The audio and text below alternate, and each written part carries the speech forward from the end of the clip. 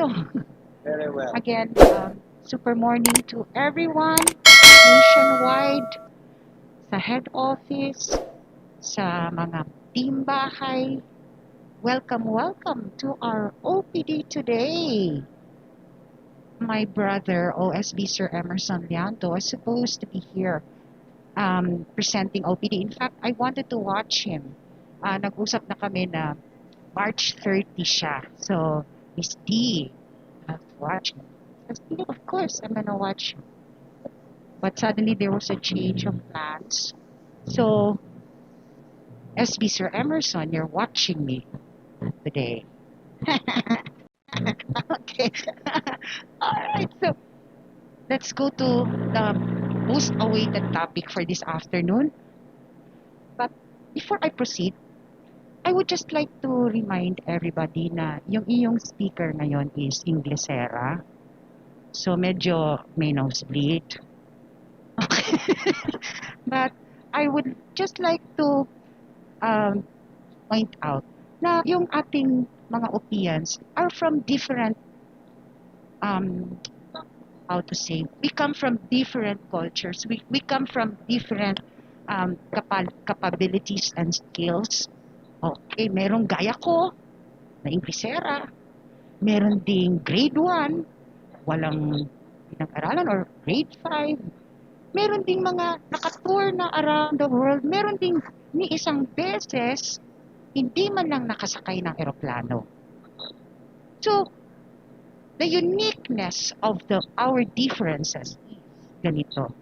We are all one in the sense that we all want to be with OPI. We all want to be here in OPI, di ba? That's because we welcome everybody, right? So, maraming salamat.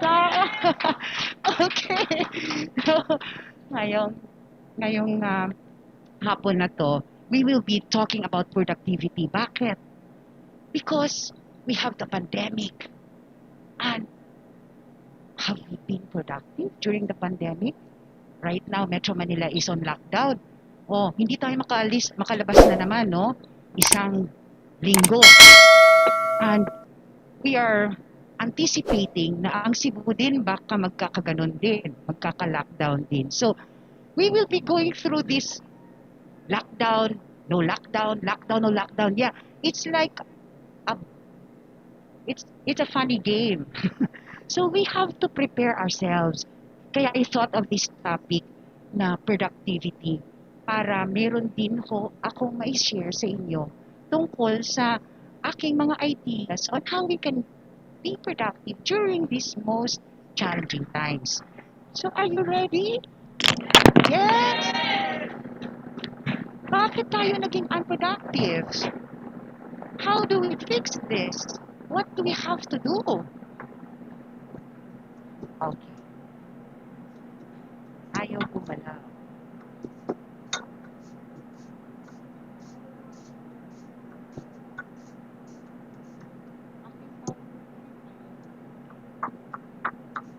Okay, kilala ba natin si Uncle Ben? Kilala ba natin ang movie na Spider-Man?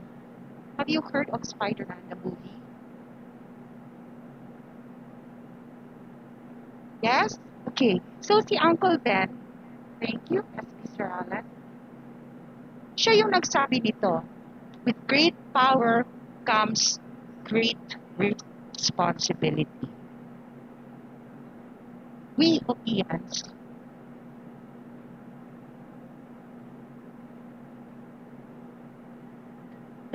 kasi wala tayong so may hawak ng oras natin. Tayo yung may hawak ng galaw natin. So, making the most of our time is actually a constant struggle. Tama ba? Bakit? Minsan, hindi na lang tayo gumagawa ng OPI, tinatamad na tayo. Kasi marami tayong oras, walang nag-check sa atin, right? Spotting the most productivity mistakes is the first step in dealing with them. Ano yung mga nagawa nating mga mali in the past? Shall we correct that? Okay. Stop. kailangan i-stop natin ang the most dangerous productivity killers. Ano yon? If you can become more productive, you get more results in less time. Instead of waiting for your upline or others to coach you, to raise you up, do it yourself na. It is easy actually to fall into bad habits, especially when you don't have someone na magsasabi sa iyo na, "Hoy, ano yung ginagawa mo? Gising ka na. Oh, udto na. Dito sa Cebu, ano na, tanghali na." Diba? Walang tao na magsasabi sa yung ganyan here in OPI, right? Kasi wala tayong boss.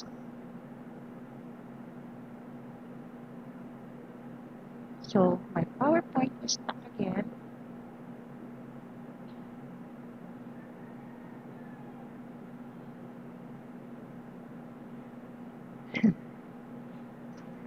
Okay. So, let's talk about number 1. We are actually spending too much emotional energy on things that you cannot control. Ano ibig sabihin nun? Masyado tayong emotional. It's so tempting not to give your power away. Wala na. The world is full of things to invest your emotional energy in. The sad part is, many of them, i-minimize na. Pwede i-minimize.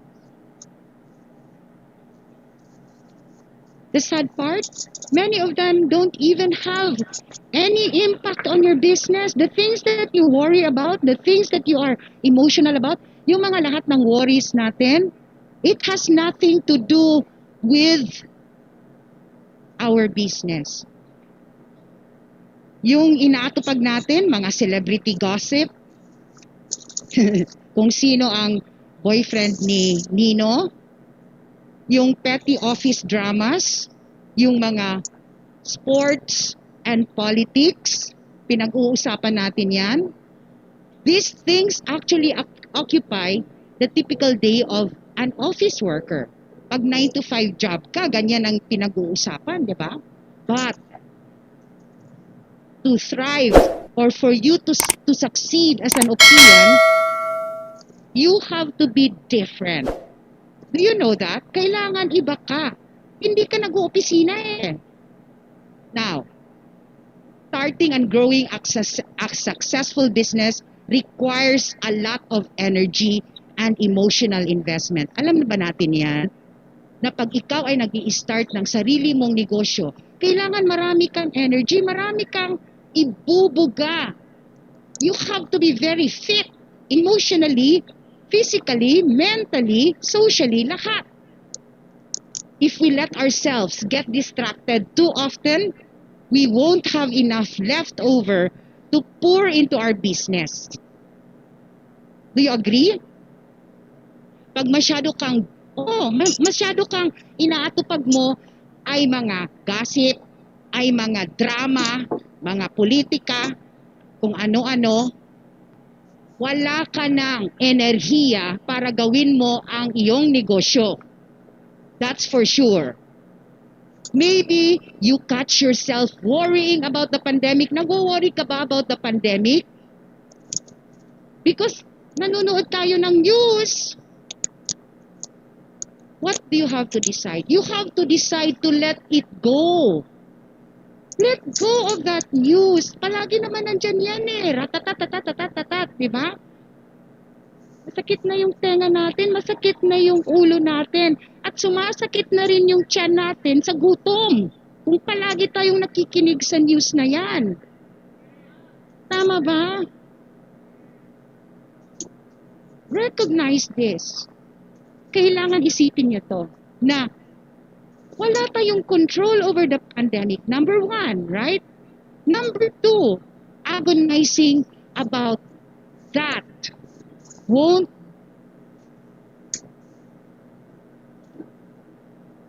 won't bring you any closer to your ideal business here in OPI. Pag puro na lang pandemic ang nasa isip mo, hindi mo makamit ang tagumpay dito sa OPI. Ano? Pag manual na lang. Tama kasi mo laptop. Ayan.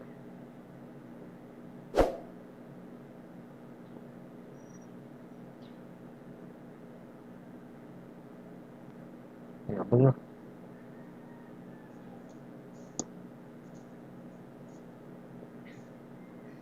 Sorry. Yung aming clicker, Mag-manual na lang.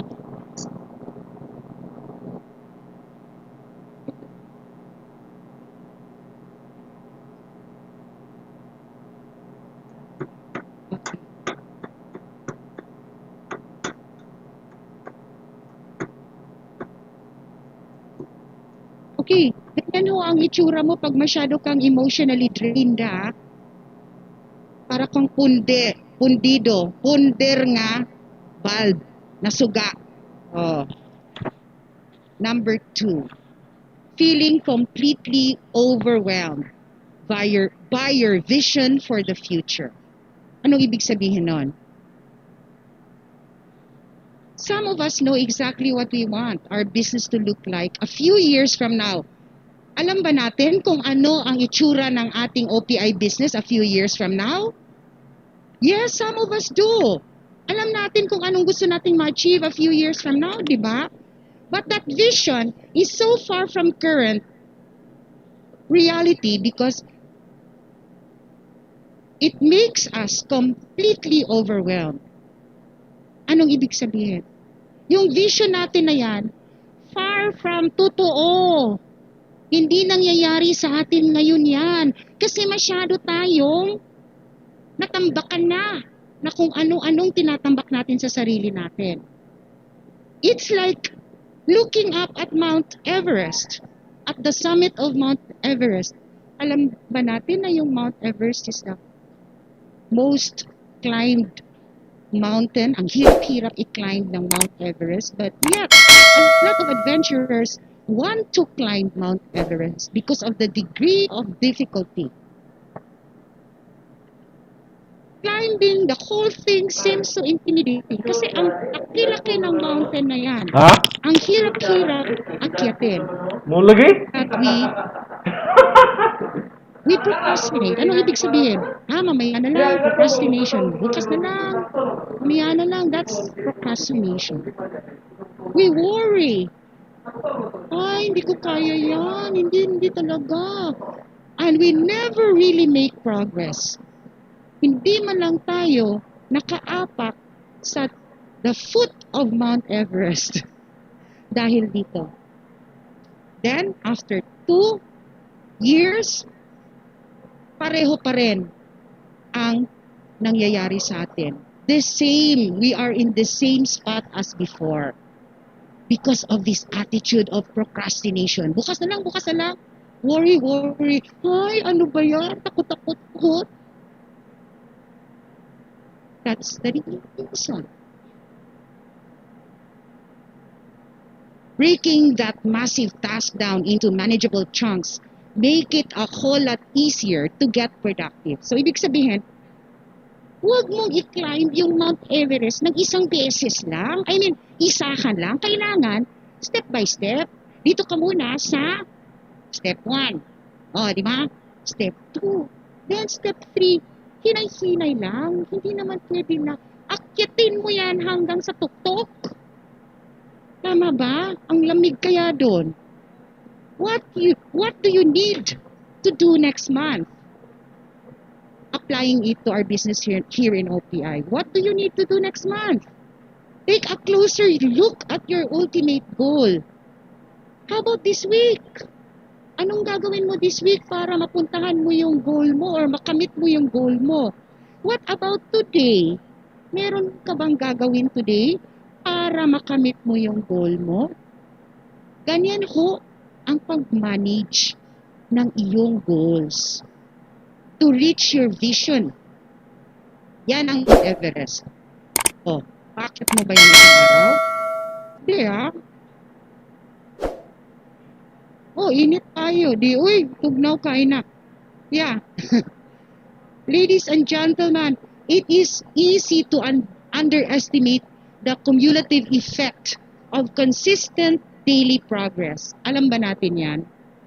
Na palagi nating sinasabi na hindi natin tinitingnan kung ano yung ginagawa natin everyday as progress. Para nating binabaliwala yan kasi hindi pa natin nakuha yung big goal natin. But you Opians, you are making progress daily, every day. You are making success daily, every day. Take note of that. If you give yourself a concrete task to do today, you can accomplish it and build momentum. Araw-araw lang. Take it slowly. Yan ang ibig sabihin. Give yourself a task every day. Ibig sabihin, meron ka talagang gagawin araw-araw para magka-create ka ng momentum. Anong momentum yan? Kailangan ba para kang tren na diretsong ganon? Hindi, di ba? Paano mag-start ang tren? Chug, chug, chug, chug, chug, chug, chug, chug, chug, chug, di ba? It doesn't go like straight very fast. Kaya, yan din ho ang gawin natin dito sa OPI. Daily activities towards your goal. Because you rack up tons of small big victories by hitting your daily quotas instead of just staring at the mountaintop feeling constantly disappointed. Ano ibig sabihin nun? Ang small victory mo every day will be your daily quota. Isipin mo yan. Meron kang success daily. Instead of just nakatunganga ka lang, tinitingnan mo lang ang tuktok ng Everest and you feel like, hindi ko talaga kaya yung tuktok na yan. Or hindi ko talaga kaya magkaroon ng stockist under me. Hindi ko talaga kaya magkaroon ng maraming tao under me. If you do that to yourself, then you will never get it. So, by all means, think and dream big. Nag-dream ka na nga, lakihan mo na. Huwag yung liit, malakihin. To reverse engineer that dream into a series of smaller tasks. Malaki ang dream mo, di ba? After 5 years, you want a house and lot. You want a car na talagang magkakasabi kaming lahat dito, wow, pasakay, di ba? Meron kang mga dreams na ganyan. Pero kailangan, i-chop-chop mo yan, yung mga, how to get to that dream of the big house, how to get to that dream of the beautiful car into small tasks. Huwag mong kaagad isang big step ang gagawin mo. Small steps. Take small steps towards that goal. Now, don't try to climb Mount Everest. Huwag kayong pumunta doon. Malamig doon. Baka ma-frostbite kayo.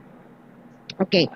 Don't try to climb Mount Everest. Instead, you have to worry about training yourself, acclimating yourself to the altitude. Kasi ang taas niyan, di ba? Hindi natin kaya yan. Mawawalan tayo ng eardrum pag diretsuhin natin yan. And getting to base camp. The same with our business here in OPI. We have to learn many things. Like now, you are learning something in the OPD. So that's you're training yourself to be able to climb up to your goal, to your dreams. You are actually, from your attendance here in the office, in the branches, you are actually trying to halubilo, di ba, with the other opinions, para masanay ka kung paano makipaghalubilo sa kapwa mong opinions, right? So that's exactly the best thing for you to do.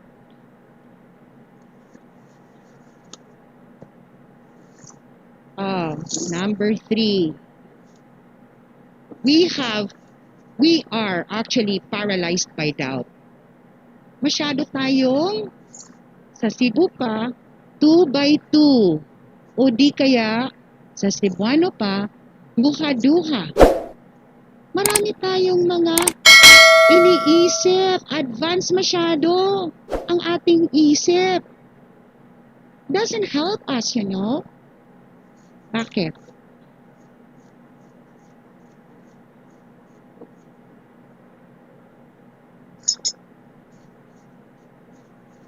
One of the best way found to fight this is to write out the potential worst case scenario.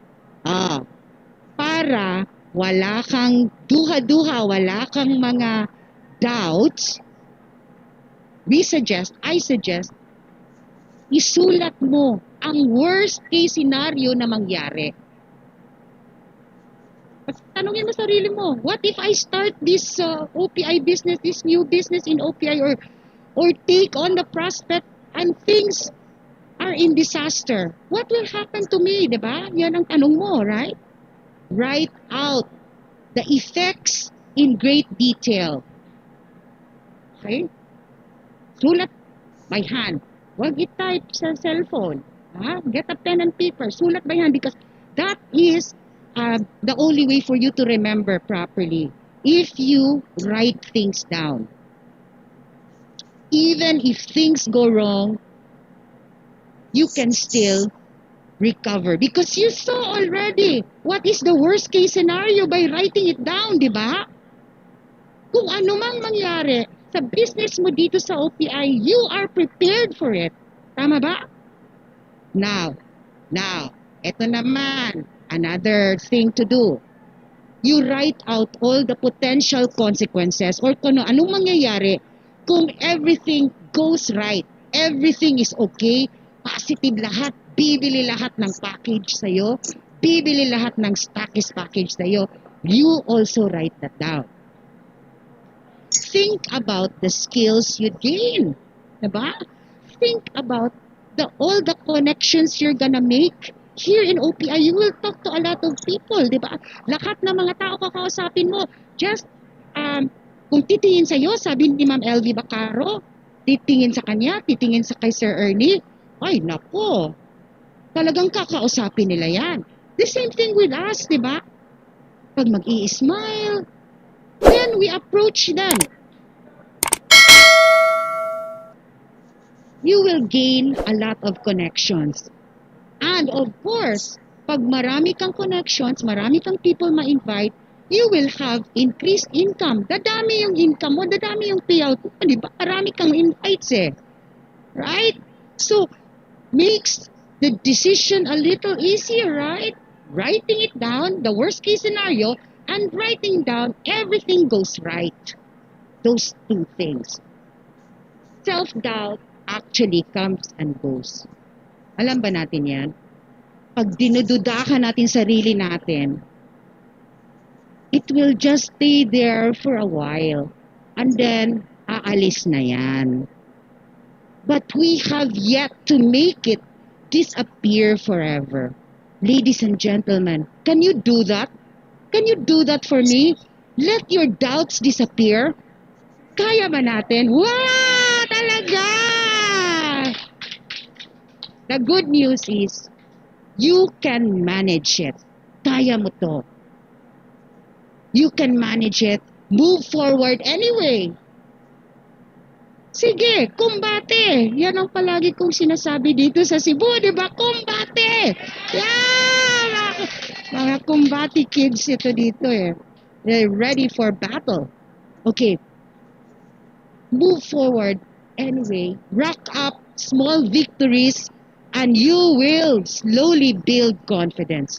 Small daily victories, small mga bumibili sa'yo ng products, bumibili sa'yo, pinapadala mo kung saan, Ma'am Christine, grabe, ang daming products pinapadala.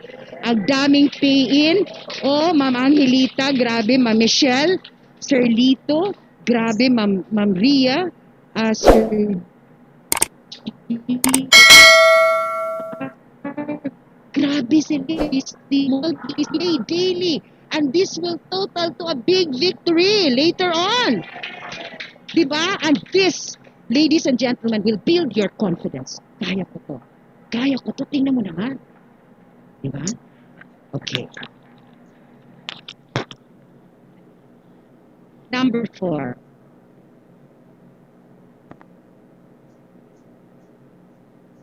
We are unproductive because we have lack of confidence. Or sorry, we have lack discipline. Do we? Can you agree with me? Because, ladies and gentlemen, pag wala tayong disiplina, walang mangyayari. Actually, building discipline in ourselves, it takes time. At kailangan mag-e-effort ka talaga. You can't expect to wake up the next week and disiplinado ka na. Magic. By magic. This is something you build gradually. It's like a muscle. Pag pupunta ka ng gym, hinay-hinay lang. Hindi naman sa isang araw, pakay na yung biceps mo, di ba?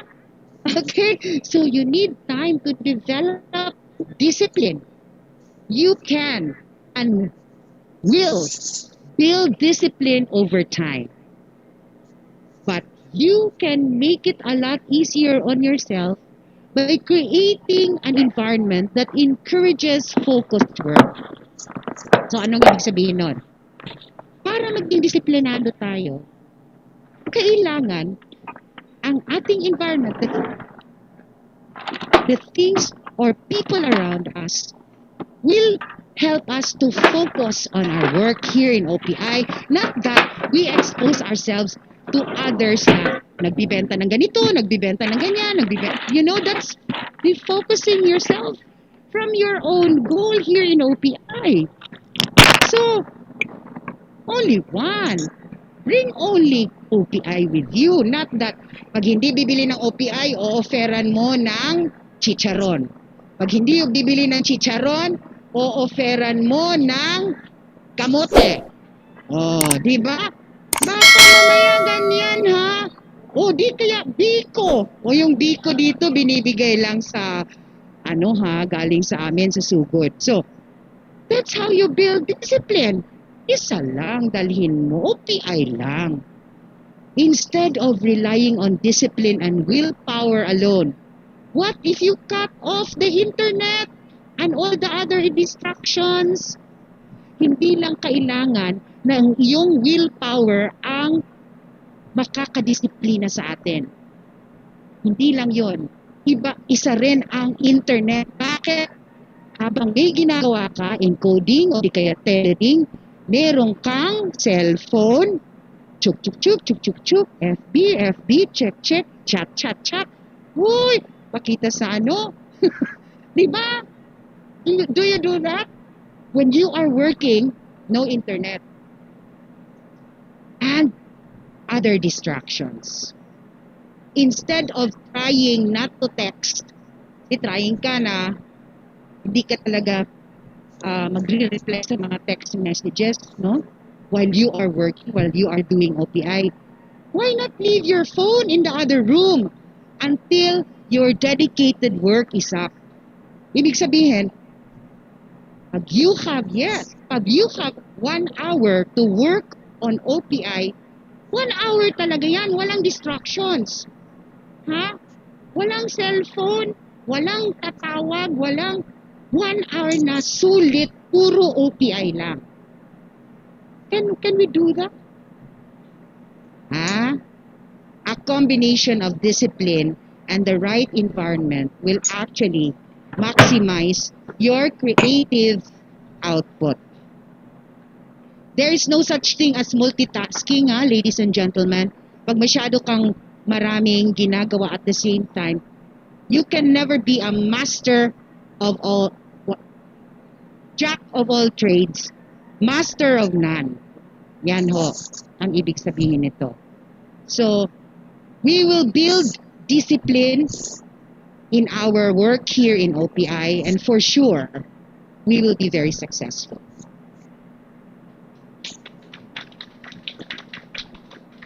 Number 5, we have to fix this because this is very unproductive.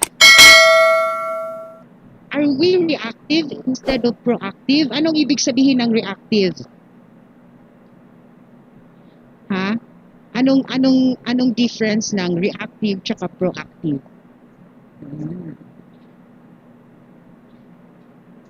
Okay. If you're checking things off your to-do list constantly, but you still don't feel that you are productive, you aren't alone.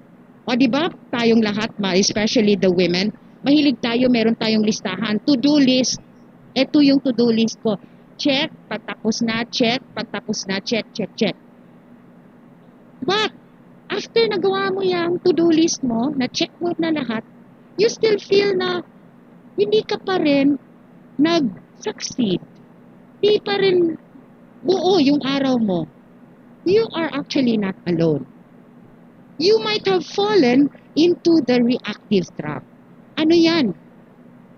Instead of using your work hours to accomplish your most important tasks, you're spending that time responding and putting out fires.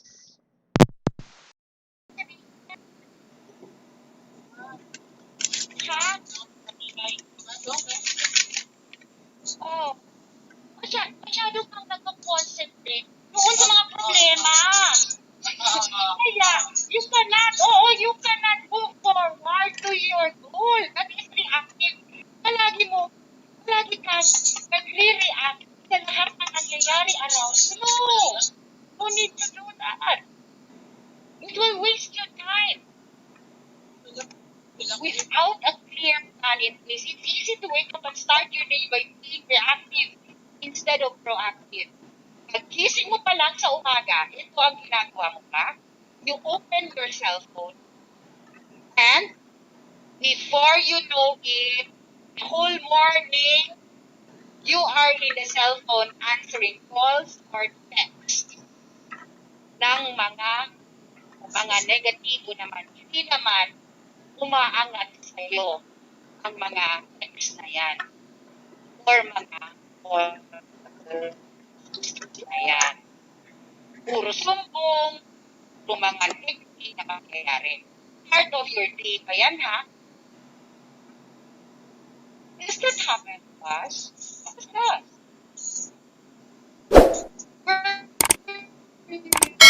Actually drawn. Too easy to accomplish. Diba? Next call, tapos na. It only takes a minute or two to check them out in your to-do list. Tapos na. Deal mo na yan. And we get a nice dopamine hit. Ano ang dopamine? It's a chemical messenger from our brain that we get a feeling of happiness. Happy na tayo kasi na-check na natin yung ginagawa natin. But, we get something done. But ladies and gentlemen, actually this is a trap. Hindi talaga yan achievement ang ginagawa mong yan. Spend too much time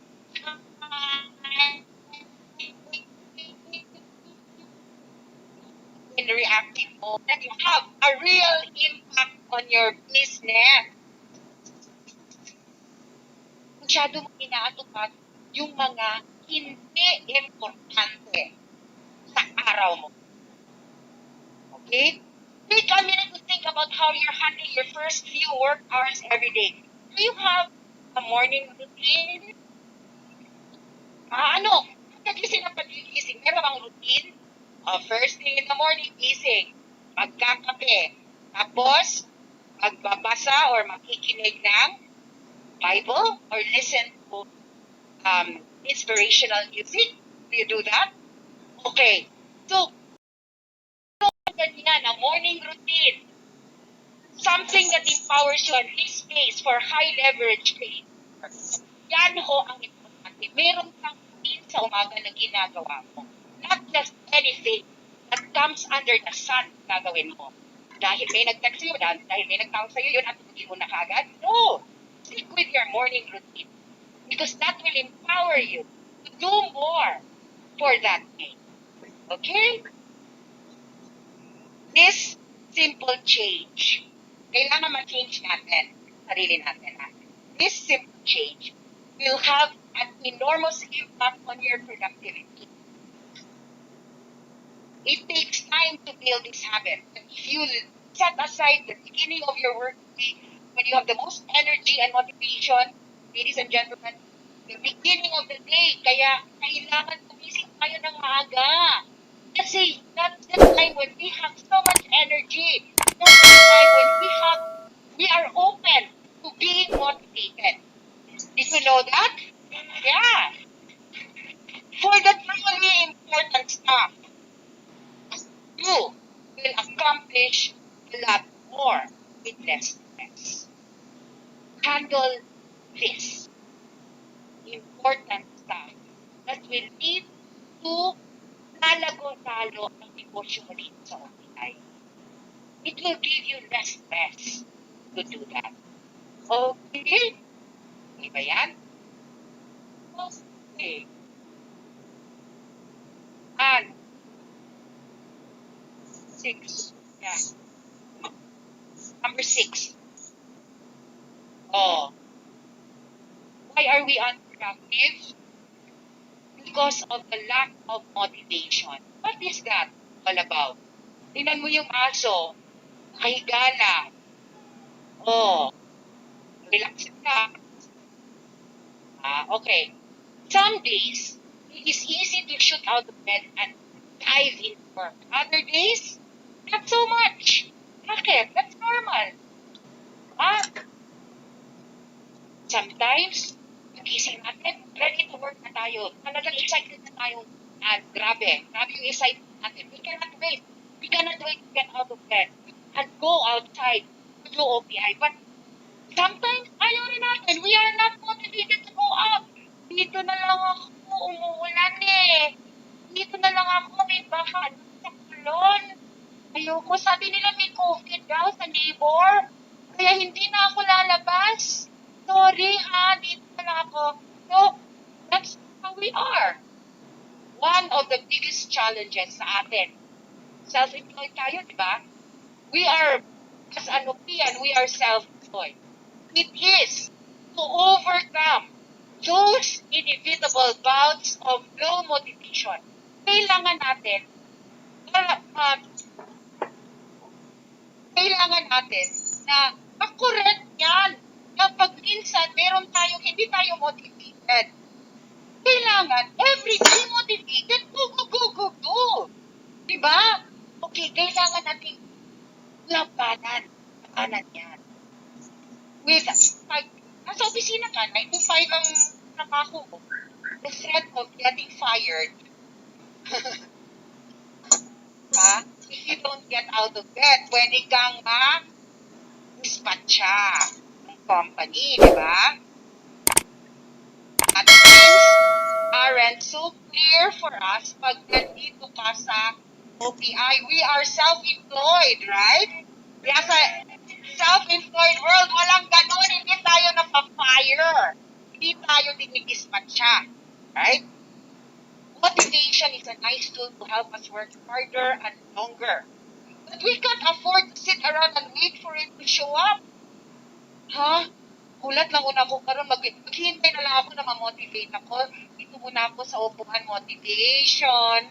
Saka na. Motivation, puntahan mo na ako, please. No! Do not wait for motivation. Yung ganado ka ba? Yun ang ibig sabihin nun. Ganado ako ngayon. Lalabas ako ngayon. Ang walang gana, upo-upo lang, manood ng drama. Iiyak-iyak sa TV. Diba? Grabe ka. Okay, so, we can't afford for motivation to show up. We cannot wait for motivation. And this reminds us of what W. Somerset Maugham said, author. He said, I write only when inspiration strikes. Fortunately, it strikes every morning at 9 o'clock sharp. Ibig sabihin, every day, motivated siya na magsulat. Motivated siya na gawin yung trabaho niya as manunulat.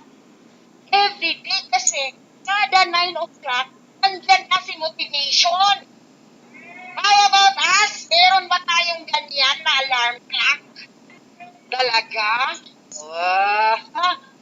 Okay. One of the most frustrating things about this is once you simply start working on something, motivation often shows up right after and carries you to the finish line. Kasuhay mo, ate. Nagsubukan niyo to. May start ka na gawin mo yung mga task mo. May mga gagawin mo para sa OPI, para mag-OPI ka. Pero pag start mo, wala kang gana. Medyo, ano ka, ganyan ang lakad mo. Parang, di ba? Obvious ba? Tamad. Diba? Tamad-tamad ka. Pero, in the middle of doing that, dumating si motivation at kompleto mo yung task mo for that day. Na-try niyo ba na yung ganyan? You started off slow. Pero dumating si motivation, dumidiretso ka. Kompleto ka. Na-try niyo na yan. Yes. Yan ang ibig sabihin. But instead of worrying about motivation, get a timer. Timeran mo sarili mo. Simply worrying about starting.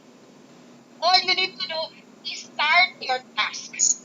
Do not wait for motivation to come kasi baka mamaya hindi yan parating hapon na. Ubus na yung araw. So, set it, okay?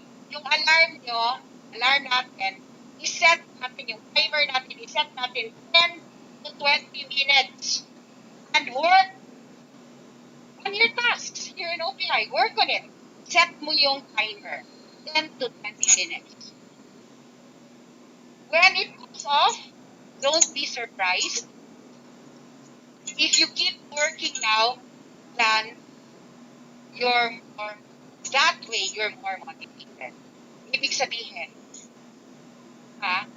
after 10 or 20 minutes, gagawin mo ang gusto mong gawin dito sa OPI, kung ano mo yung mga plano mo for the day, gawin mo na. 10 to 20 minutes.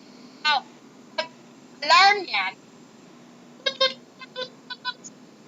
you stop or do you carry on? Do you stop? No! Kasi, continue. Kasi, gusto ganado ka na eh. So, again, start your task. Do not wait na mamotivate ka. Baka mamaya, nako, wala si motivation. At gabi na kung dumating. Okay. Okay. The seventh way, or the seventh reason bakit tayo being unproductive. How do we go about it? How do we correct it? Kasi wala tayong clear vision. Malabo. Nakikita niyo ba yan? Malabo. Out of focus. Hanap. Bisaya pa, hanap. Ay klaro. Ladies and gentlemen, it's time to get a clear or exactly what you're running your business. Bakit ka nag-business? What is your why? What is your biggest why? Bakit ka nag-OPI? Gusto mo ba maraming payouts? Malaking payout? Gusto mo ba yan? Yes, di ba? Your biggest why are your children.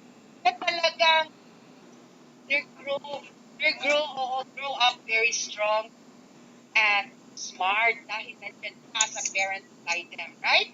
And give them what they want. Sa parent, kailangan natin yan gawin sa ating mga anak, right? What is your biggest why? Why are you here in OPI? There are plenty of things you could do for income. Tama ba? Oo, but you choose to be here in OPI. I'm talking about significant impact beyond the financial sense. Pwede ka rin mag-volunteer. Volunteer work.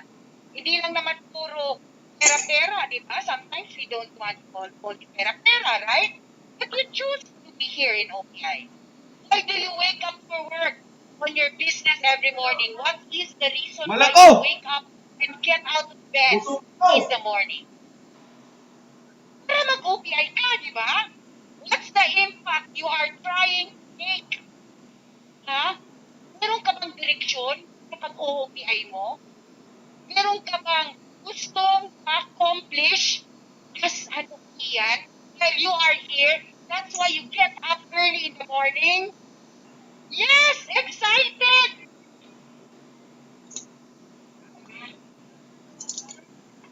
Your vision gives you a target to aim at. Pag meron kang nakikita dyan, you look beyond that wall, you look beyond that tree, meron kang nakikita. Good target to aim at and a reason to press on during tough times. You have a reason every day. Lalo na ngayon, tough times ba ngayon? Marami ba kayo nagsasuffer? Yes, we are suffering right now. That's right. A lot of people don't even have it. Because yesterday, when I was in Tukod, binigyan ko yung aking mag-anak ng yes. Kasi walang bigas. I mean, I don't mean to brag, ha? I don't mean to brag. Pero many people in Sugod are suffering. Especially sa probinsya. I see it everywhere there. I see it also here in the city. Times are very tough. Becomes a bland struggle to earn more money than you spend. Should we earn more than we spend? Or should we spend more than we earn? We should actually earn more than we spend. Huh? Actually, that OPD, I would really very much like to share with you how to be financially smart, how to budget your money. I would like to do that OPD and teach you that. So you have to have more income than spending, not the other way around, huh? It's amazing how many people haven't thought about this. Take a day, a week, or as long as you need, but think it out, write it down, and review it when things get tough. Your vision and will change over time. Mag-iiba yan. Over time, iba na naman ang iyong makikita. But without one, it's hard to put in the sustained effort required to use every hour as best as you could. Ibig sabihin, to have a clear vision, you have to know, kailangan malaman mo kung ano ang gagawin mo sa kada oras na ginawa ng Diyos para sa atin. May 24 oras tayo, di ba? So, kailangan mo yan. Use it wisely. Every hour, as best as you could. That's how you get a clear vision.